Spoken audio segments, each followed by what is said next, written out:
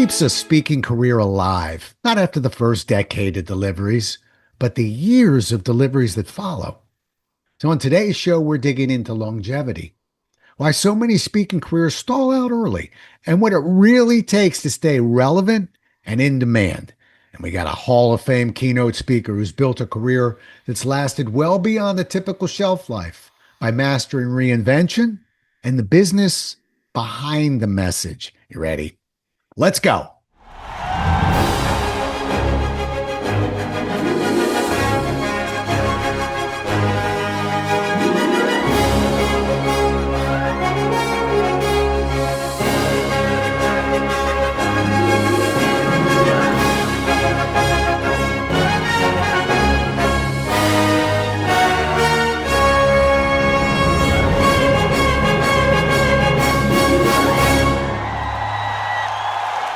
Today's guest, Tyler Hayden, is a Hall of Fame keynote speaker, 30 years full-time speaker in leadership and team consultant, and he's worked as a professional speaker since graduating from the university.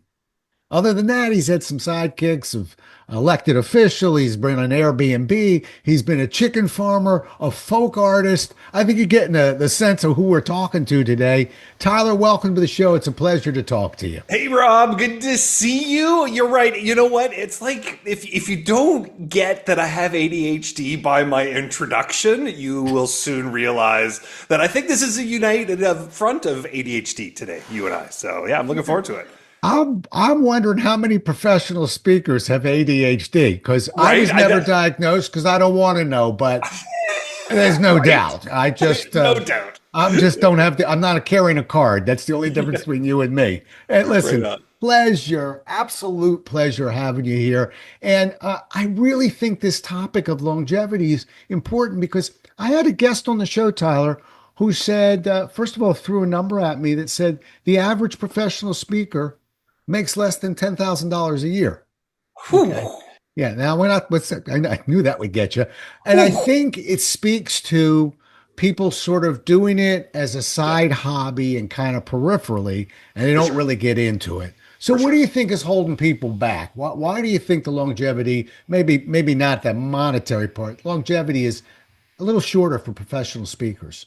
Yeah, well, you know what I think the big part is a lot of people, this is a second career for them. You know, they've been the vice president of IBM or they've had a great career in law. And this is something that they want to do to be able to impart knowledge and wisdom. And it's kind of the second thing that they're doing. So I think that's why we don't see the longevity numbers.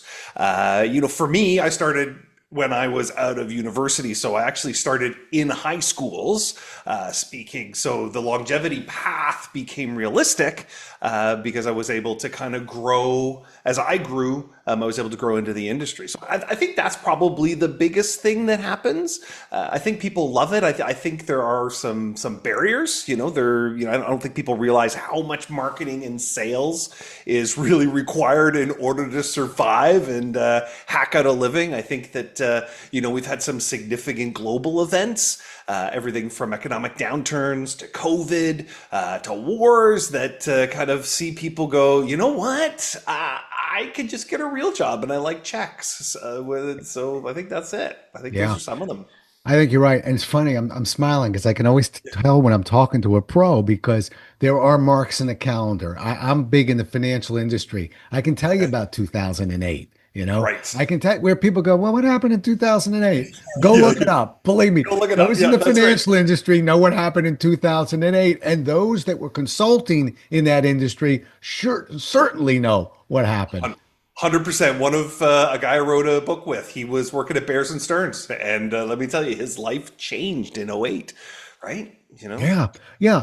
And also it's funny, a lot of us, I don't know, see, you came right out of university. Let me tell you the normal path. Okay. The normal path is we get on as trainers and we work for a corporation and we're a training specialist. And then we might supervise the trainers. Then we might manage the trainers. And then for me, somebody wanders in at $1,500 for that 1 hour, which to me seemed like a fortune. And I Gold. said, "You got that for an hour?" And I heard my dad say, "That guy puts his pants on the same way you do, one leg at a time." And I Right? thought, okay, I want to take a shot I'm at this, in. but it's Yep. you're diving in without a net. Yeah, you know what, and I think for me, starting right out of uni was a gift. I mean, I was totally broke. I had $300 a dream and the ability to achieve it. Right? I could put everything on the line. I could say, what am I going to do? And I can't imagine what it's like being 40 something, going, you know what? I'm going to take off that gold watch that I'm going to get in 10 years and I'm going to go give this thing a shot. Like that's a risk that is totally different than what I experienced entering into this marketplace. Yeah, it's funny when I used to talk to the Xerox instructors because I left Yeah. Xerox and I'm in Yeah. my 34th year, so we're close in terms of how long we've been at least on our own. But I That's it. remember I went to a party at one point. It was sort of the third time I was getting together, and somebody said, every time we talk to you, you keep mentioning chasing down a gig, getting a gig, losing a Right. gig, finding a gig. Well, why are you so obsessed with this? And I said, when you come out and you're not getting a check in your mailbox every month, you'll realize, to your point about the marketing and kind of Yep. getting the gigs, that Yep. it is an obsession until the engine starts running. But Yeah. early on, we got to be focused on it. Yeah, you got to chomp at the bit at the beginning, but once you start to figure out the process of how to retain clients, number one, to find new customers without selling from the platform, number two, and number three, starting to build that social reach. Those are the things that are important in this day and age. I mean, when I started, it was all about guerrilla marketing. Like I set up my computer, and I was able to do a fax barrage out of my computer because I had all of the fax numbers of all the high schools straight across Canada. I would pick a province, and I would do it late at night, so it was cheap. And I would send these faxes out, and they would land into high school fax machines. I don't even know if people have fax machines anymore. I used to sell them for Xerox. You go, yeah, you're very comfortable with I knew Xerox them fax, well. Yes. right? And Yeah. now I think it's now we're seeing funnels and we're seeing AI sales. But at the end of the day, and I have the CRM and I have the AI and I have the funnels and we do all that stuff. But at the end of the day, it's being on stage, doing a killer job, collecting the names of the people who are there, and following up and finding those next gigs. I mean, that is the cycle, and that is the path to longevity inside this business. You've got to be able to capture who's in the audience. I think every show that I do, I'm getting 2 to 3 returns off of those shows at some point within their Right. career. That could be somebody buying a book, that could be another keynote, it could be a consulting gig. But regardless, I'm getting follow up from each thing. And that's done very strategically from the platform in how you build your presence and the gifts that you leave at the end of the day. Yeah. Well, I'm going to get out that self from the platform in just a second. I do Yeah, want you sure. to know you're not allowed to steal this title, but Sorry. I heard Steve Martin get interviewed recently, and they Okay. were asking him about his longevity, Yeah. and he said, you know, you have to kill every time. He said, 100%. and I had all sorts of book titles if I ever wrote my memoir, but I think that's it, Tyler. Kill Yep. every time, not Kill most of the every time, not when you're in a good mood.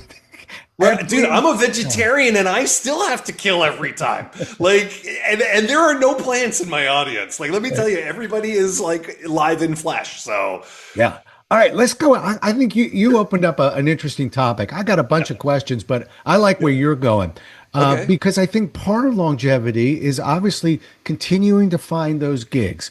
And Yep. when we kill every time and when we're speaking frequently, that kind of can take care of itself. Folks, we're not talking about giving a great presentation. When you're a professional, we want people's jaws on the floor going, I've never seen anything like that in my life. And if that's how we're performing, we're gonna do okay. But you were Yep. saying selling from the platform, and that's a Yep. ticklish topic. We want to do it, but we don't want to overdo it. We don't want. Give me your thoughts on that because it's tough finding a client. I want to sell while I'm up there. Right. So I've written 28 books. I've got consulting programs. You go to teambuildingschool.com. You can take courses. There's 30 courses there. I just built a piece of AI called Rubber Chicken .ai. You can find it there. And the trick is being on the platform, delivering and killing it, like you say, but doing it in a way that they don't know that the audience is being sold to. So it's having IP that is so unique that I can't quote somebody else. I have to quote the person who wrote the book on virtual team building, which happens to be me. Right. And so I'll bring that up. I'll say, there's this professor at Harvard University, Howard Gardner, talks about multiple intelligences. I've taken that and built a tool called multiple intelligence quotient. And this is how it works. And then I put up the cover of my book. So that's a soft way of selling from the platform, but you're doing it in an authentic and valuable way to the person who's sitting in the seat. You always have to take whatever your presentation is from the person who's sitting in the seat and the person who's sitting beside them who's paying the bill. Right? Those are the people whose eyes have to be fulfilled and their heart has to be fulfilled. Then you can say what you need to say. Yeah. Well, you brought up an interesting point there. I think we lose track of the guy paying the bills or the woman paying the bills. Yeah. When we do our WIFMs, what's in it for me? I think our instinct is to obviously attach that to the audience. But one of the things I really encourage speakers to do on my angle is you can tell them, here's what's in it for you personally. Here's how it's going to help you on the job. Yep. And here is how it's going to help the company as a whole. Because when we get that third one, and it's obscure, 80% of the audience really doesn't care how it's going to help the company. But the 20% that's paying your check and thinking about bringing you back next year, they need to hear that. Yeah, and so one of the ways that we do that is in the intake call, it's what are your 3 core learning objectives? And then we drill it down and how can we measure those?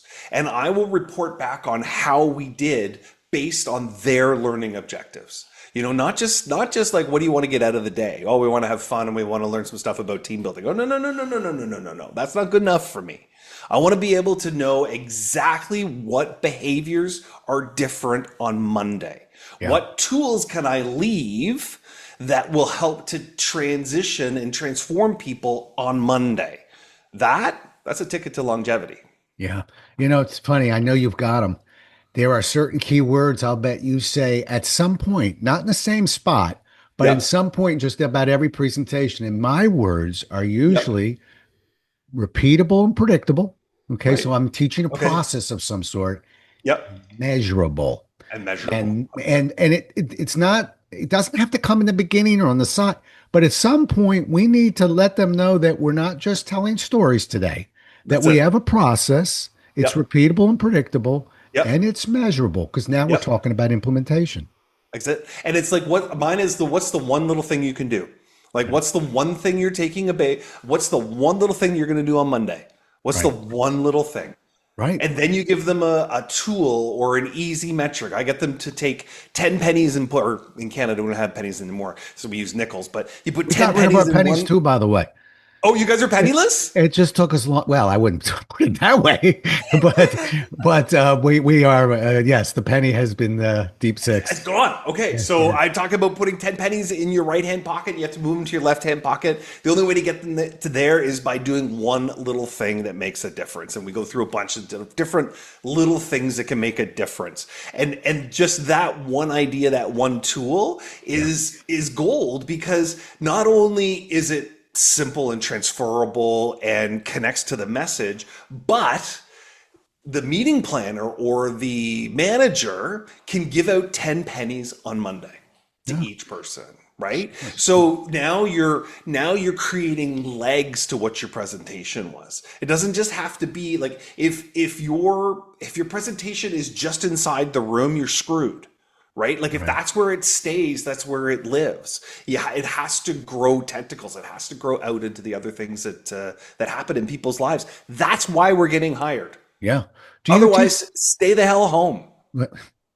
What he said. Do Yeah, you, what he said. do you, it's funny. I curse like a sailor on the weekend. People curse all the time on my podcast, and I Okay. still have trouble cursing because I'm so, at Xerox, I mean, it was your job. Yeah. If you were cursing in a training room, uh, Over, right? they would come in mid sentence and say, "Hey, come on, I want to talk to you about," and another trainer would be pushed right in the door. Uh, Yeah. that said, Yeah. let me, it's funny. I think part of no matter how great we are, Right. and I can already tell. I love watching a program delivery of yours, but no matter how great we are, we Yeah. have to reinvent. I think that's what's. I think you're. What year are you in? Like 30? What?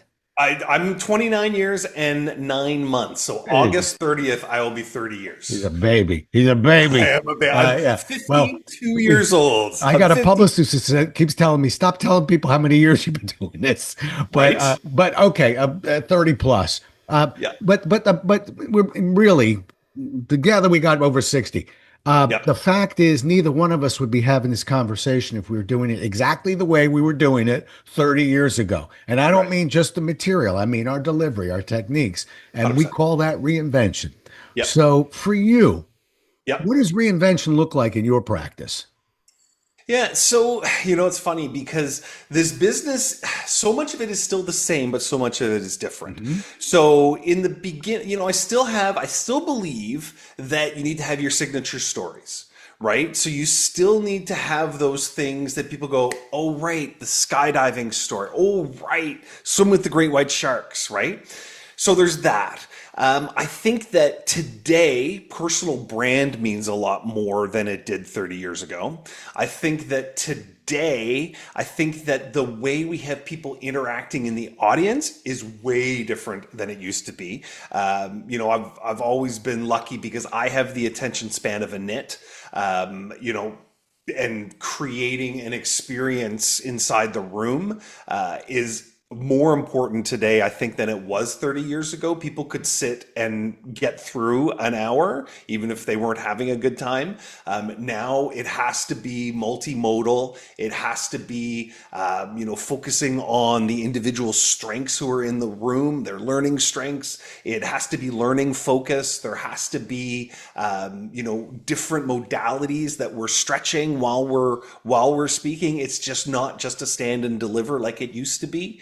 And that being said, I'm now starting to see speakers do some really innovative things with no technology and like dumping tech, and looking at different modalities of how we're getting people to connect in the room because, research is showing that people are using less words in their day today than they were pre-pandemic and even 10 years ahead of that. So, teaching people how to connect is going to become gold in the next 5 to 10 years. So it's constantly transforming. It's constantly changing. It's constantly seeing these new techniques these old techniques become new again, and new techniques kind of go to the wayside or become accentuated. It's just a matter of Right. staying on top of it. Right. Well, the Yeah. fundamentals of delivery, Yep. and we could talk virtual, but let's put that in another carton for right Put that now. in the box. Right. The fundamentals are not all that dramatically different. You're right. We got to fight for that audience. But, I do a lot of my training is sales training. I had a guy come Yep. up to me one time. He said, my grandfather had this book from 1922. He was an Right. insurance salesman. And it Okay. was a 2-day program. He said, "Can I bring it in tomorrow and show everybody?" I'm like, "Absolutely, bring it in."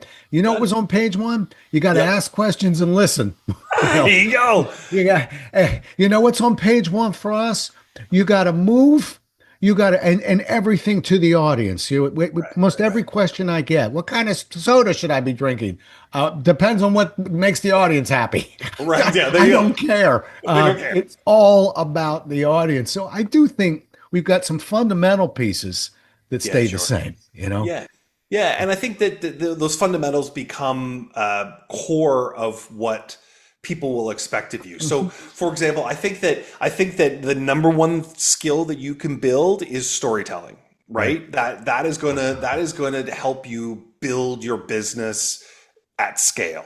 Right. Your ability to deliver a story either in a 5 minute block, a 2 minute block, or a 10-minute block that is engaging, inspiring, content rich, that ability to craft a story using words and images, hands down, one of the most important skills.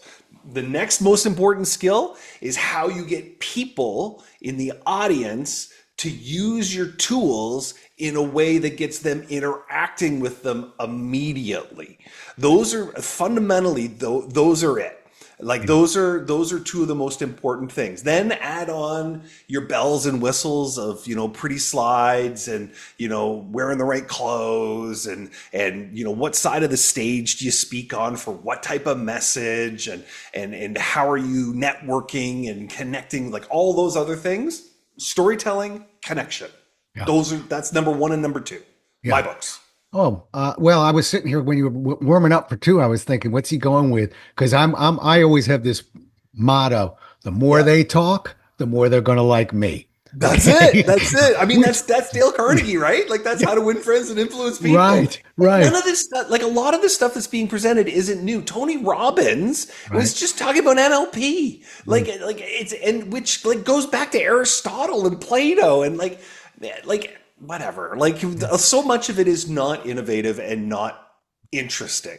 So, I mean, I guess that's number three is, what makes you interesting. Right. Which means, Tyler, and we're going to get to a really cool part here, which means we can't run away from something just because we're getting tired of it. Okay. Yeah. Which can be the instinct of somebody who's not going to last quite as long in this business. So a few minutes ago, you mentioned signature story.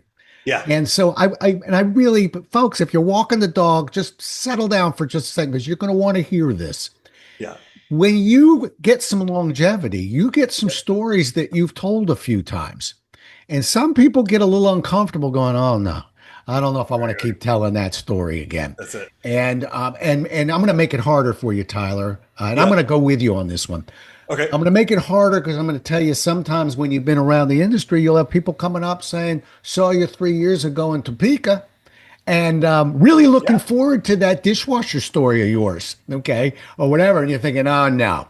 I don't want to do this. I don't want to do that story now. Does somebody in the audience knows this story? So my question to you is this.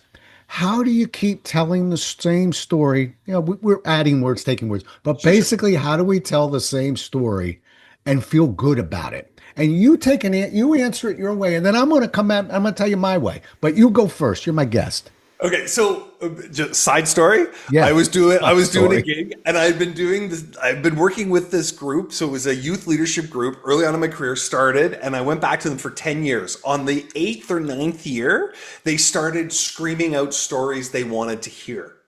My 1 hour show turned into a 3 hour show as I delivered every single one of the stories they asked for. Oh. So it kind of does connect to how you keep it fresh. So what I do is you'll have your signature story, and you'll go in and you'll do the presentation, but you'll have your signature story and then you add in other new pieces. So part of the way I keep the energy fresh for myself is by adding in new things. So that ramps up the energy for me. The way that I keep it exciting while I'm telling it, because sometimes, for those of you who've been speaking for a while, you'll know this feeling where all of a sudden you're speaking and it's like you've just pressed play and you're doing your grocery list, right? Like you're just like shopping and then you're like, oh, wait a minute, I'm on stage, I should go again, right? I should like get involved in what I'm doing. The keeping it fresh is about delivering it as though it's the first time you've ever delivered it.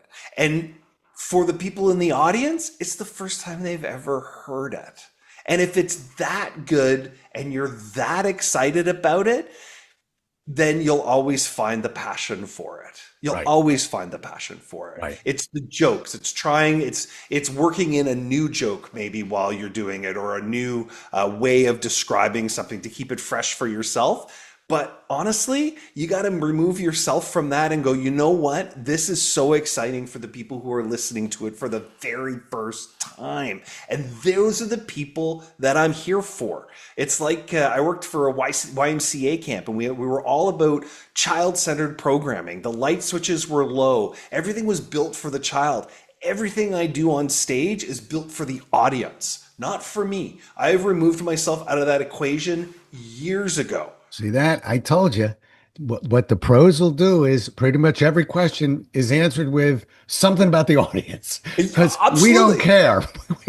If my audience likes it and it's legal and It's a win. we're doing it. We're doing Okay. it. Yeah. Yeah, Right. yeah. Because at the end of the day, they're paying the bills. They're the Right. ones sharing it on social media. You know what? If you share my story about skydiving on social media, I love it. It's Right. some of the best work I do, Right. right? Right. And Right. and they should be sharing it. I Okay. love that.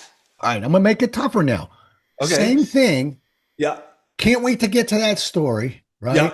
And Yeah. but the audience, you were there, not the same audience, but 5% of the audience has seen you before. And 100%. so there's a part, I'm going to tell you early on in my career, I would actually swap stories out thinking, I'll show them Yeah. I'm authentic. And I don't always tell the same old stories. Right. All right. I'm going to stay with this for a second. I'm going to tell you how I got out of it. And then I want to bounce it to you. Okay. First of all, I had a father-in-law who I was talking to about that one time who said, I don't know how to break this to you, but not everybody hangs on every word of yours. So A, doesn't mean they remember the story quite as well as you think they do. But Right. B, sometimes that signature story of yours, and I'm talking to you, Tyler, but I'm talking to the audience. Yeah. That signature story of ours Yeah. it's a beautiful story. That's why it's Yeah. there. Yeah. People come back to Topeka or wherever it is because they want to hear that story again. Again. They brought two friends with them. Their fingers are crossed, like going to see a concert. If I ever it. did see the Beatles, there were a few songs I'd love to hear them sing. You know? Right. I'd be Right. bummed out if they didn't. I don't care if I've heard it 100 times. I'm it. here live now, and Right. I want to connect to it. I had to learn that, Tyler. Yeah. That wasn't my instinct. Sure. Make sense to you? 100%. I did. So I did. I often have speaker handlers. So I get handlers sometimes who travel with me. And we'll be working, say, for the same organization, doing multiple shows in the same week. And I had one handler, Chris. He traveled with me. He did 5 shows in the week, 5 shows, 5 different cities. And at the 4th show or 3rd show, he looked at me and he goes, "You know what, Tyler?" I said, "What's that?" He goes, "I learned something different today than the last show. And your last show was different than this show. Same stories, same message, different audience." So what a great speaker that wants longevity in the business comes in and is able to read the audience. One of the things I say to myself before I go on stage is, oh my God, today I'm going to be so funny. I'm going to be so funny for this group, and I'm going to affect somebody in this audience. I'm going to deliver the message that they need to hear. And then I pay attention while I'm speaking to what's happening in the room so that while I'm speaking, it's okay to head off on a little tangent or accentuate this message, not that message, so that I can connect to that person who's sitting right over there. And it's funny because if I'm connecting to that person because they're giving me the nonverbals that I'm supposed to be telling a little more about this thing, it actually starts to transcend within the audience. And that's how people learn new things at every show. Yeah. And by the way, guess what? Yeah. I wish I had a bell because Yeah. I'm hitting the bell again. That story was driven by the decision you were getting from the audience. 100%. We keep coming back to the audience. It's funny now that I'm putting it out there for you. Believe me, starting the show, I couldn't believe how many times I kept bringing the audience in. I think I didn't even know that. But that's what happens to us. We become unconscious of, if that guy followed me, it'd been the same thing. I've got a more analytical audience. I've got a company that just got some bad news. I got a company that got some great news. It's going to set, but remember, it's not my rhythm. I'm trying to find the rhythm of the audience. Oh, totally. I I walked on stage once, Rob, and just before I got on stage, the CEO looks at me and goes, "Okay, just give me 1 second, Tyler." Oh, yeah, sure, go for it. He goes out on stage and says, "All right, everybody, today we're all getting together. I just wanted to let you know that we've had a rough year, and we're going to be laying off 10% of the employees this year, blah blah blah, blah whatever. And ladies and gentlemen, motivational speaker Tyler Hayden." Read the audience. Yeah, Like yeah. the Better, slide deck yeah, is out the window, right. right? We're not talking about engagement, and we're not talking about like success and teamwork. We're talking about like work life balance and values and things that matter. So all of a sudden, the slide deck, which again, there's another whole conversation about how you build those so that you can pivot on the fly, so that you can then deliver the message that all of a sudden these people need to hear and Yeah. not lynch you on the way out, right?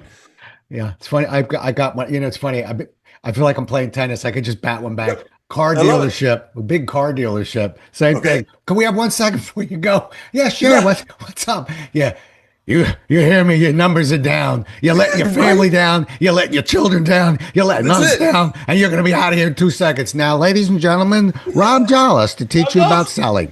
Yeah, That's it. and you know what? It's funny because I'll speak for me. No. I didn't go banging and blitzing into that room with a No how's way. everybody doing, but we just work a little bit slower to get up that hill. But we're going up the hill, folks. And at Yep. some point, there's going to be a lot of energy and we're going to get this back on track. The Yeah, yeah. instinct is don't rush the audience. Okay. They're not ready for that quite yet. They will be, but let them take their time getting there. Give him a minute. Give him a minute. Give him a hot minute. I mean, I did a car dealership once, and there were maybe 40 people in the group, and two of the guys, one guy stole another guy's customer. They got in a fist fight in the back of the room, and then the general manager breaks it up, brings them back into the group, and now we're supposed to do a team building session. Welcome to the show. Well, at least you didn't do it. I did a negotiation simulation once Yeah. and there's a way for one group to really cut the legs out of the other group. Now, remember, our message will be you'll never do business with them again, this and Right. that. But there was a few dollars on the line, and one Okay. group lost their money to the other group. They cut their legs out, and I had to break up a fight. And in a sense, if you think about it, I created the fight. You're right. It's kind of my fault. But I will say this they never forgot that program. So Right. there you go. 100%. All right. One last thing I move off this, but you ever heard of a comedian named Brian Regan? No. Big comedian in the Okay. States here and clean, by the way. Oh, I like that. Probably the number one or two comedian in the country. I saw Okay. him one of the first times I ever saw him live. He said, the other day I was having Pop-Tarts and everybody started clapping. I didn't know what they were talking about. It was obviously a piece he had done a lot. And he Right. said, "Oh, you like Pop-Tarts, do you?" And everybody kind of laughed. And then he went into his story. So in a Okay. sense, he acknowledged those that had heard it, who wanted to hear it again. Right He on. pushed forward. I'll always remember that too. All right, We're- let's move to. I want to talk about the physical part of this. Okay, Yeah. Physical. um, I'm there's 6'5", 270 pounds. Lots of physical. you're not 270. I'm I'm looking- 270. Yeah. You're 270. Yeah. Oh, you're a big fella. Yeah. I can lift really heavy things up and down. Well, he's 7'3", so he holds it well, folks. It's all relative. Well, okay. I'm a little slimmer, but I really have been methodical throughout my career Yep. about swimming and endurance training and some weight training Cool. and nutrition. How Cool. focused are you on that? Remember, I'm a few Oh, years older than you. You came right out of school. I got a few years. I'm 52, so I'm in my 50s. Okay. I think for a while in the last kind of 10 years, I've been thinking a little bit more about it. Some of the things that I do. So it's about water. It's about making sure you stay hydrated. It's about going to the gym 3 or 4 times a week. It's about walking every day, 30 to 35 minutes a day. It's about what you fuel your body with. I'm vegetarian, so I've been vegetarian for about a decade. Notice huge benefits in that. It's about the things that you carry with you when you travel. For me, it's about carrying enough protein, some protein powders. It's about some of the supplements that you take. It's about when you're flying on planes, what are your routines around your stretching? It's about stretching before you go on stage so that I'm very high energy, so I'm a high energy speaker, so I don't pull muscles. Like I kick my legs above my head and, so to do that, I got to make sure I stretch my hams before I go. It's about energy management before you go. So what are you doing the night before? What do you have scheduled after your keynote, all those types of things all matter. It all comes down to energy management when you're out on the road, and then it's about the incremental things that you can do leading up to it to make sure that you're there and you're available and you're 100%. I mean, I've in the last 30 years, I've waited in my car until about 20 minutes before I was to go on stage because I had the wicked flu, and then charged out on stage, did my thing, and then left. And they never were any the wiser. I've been on stage where I got a call from the nursing home. My dad was dying, and they said, we're not sure how much longer he's going to be. I'm 3 provinces away, a good solid 2-hour airplane flight. I went up on stage, did my show.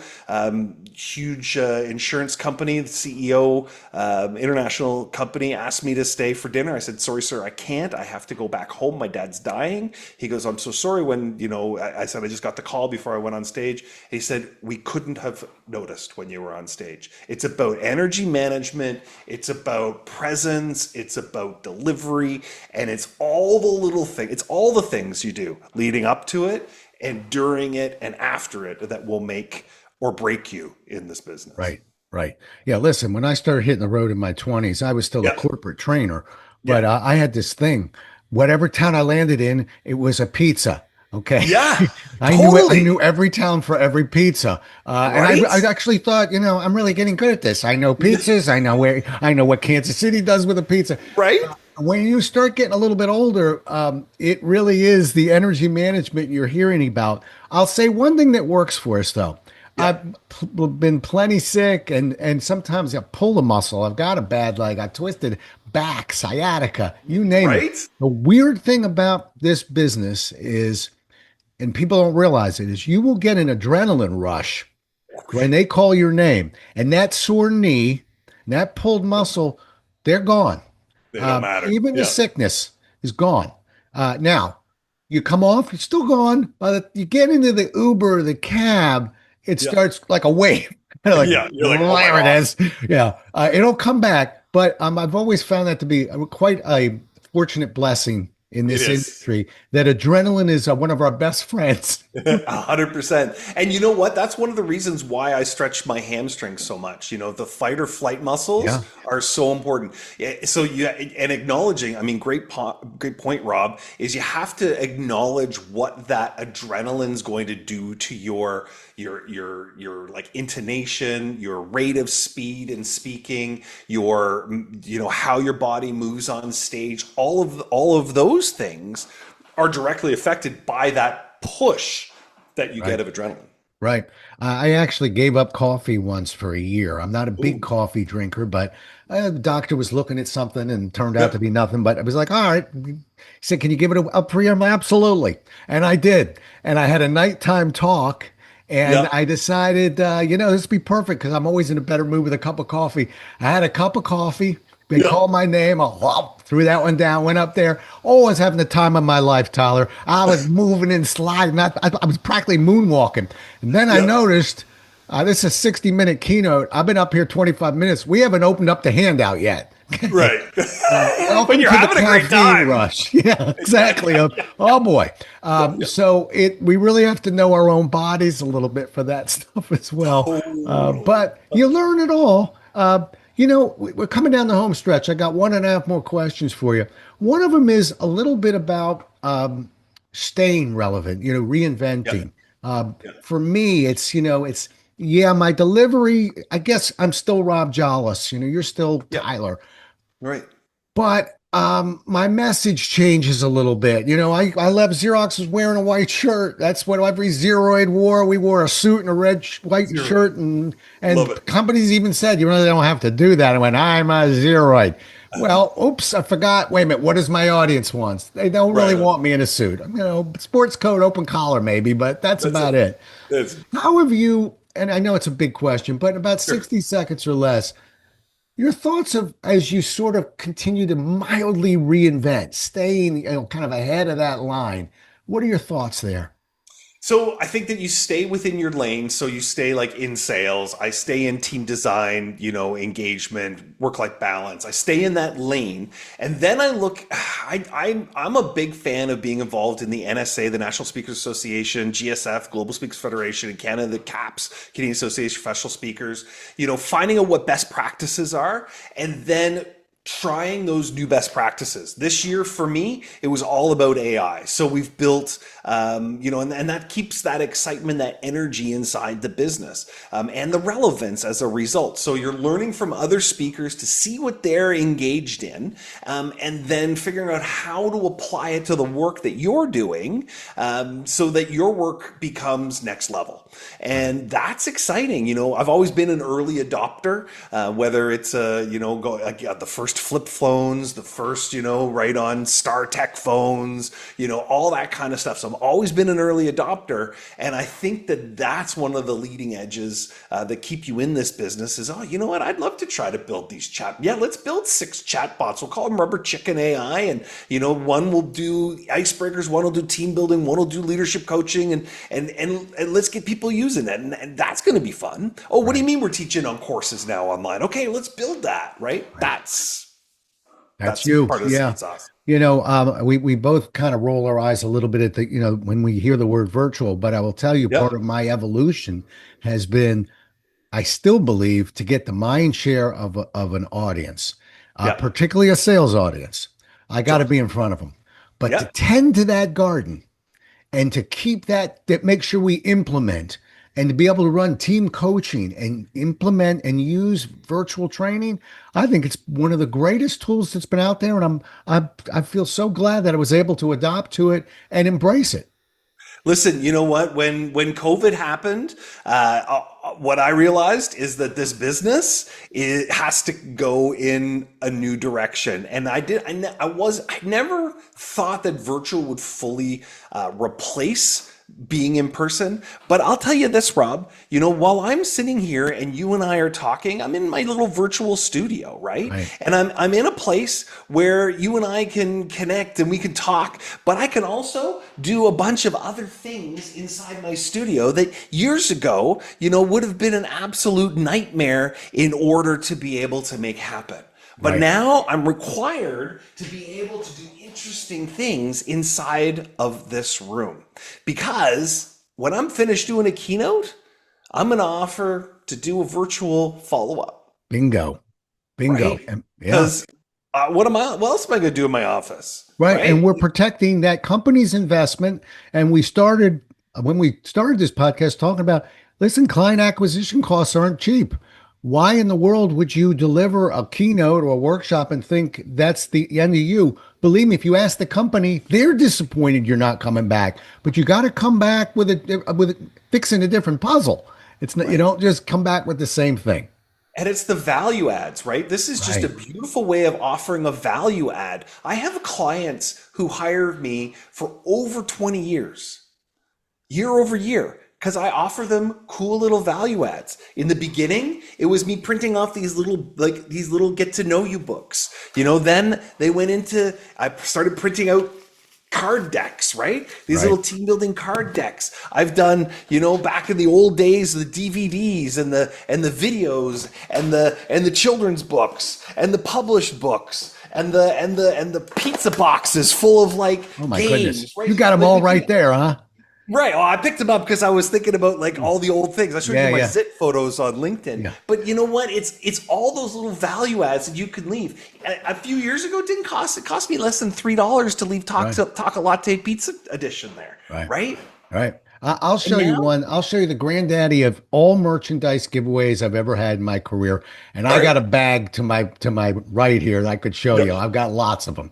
Okay. But this little fella, which we refer to as a robblehead, okay, holds business cards, by the way, so he doesn't come pushed off of a desk.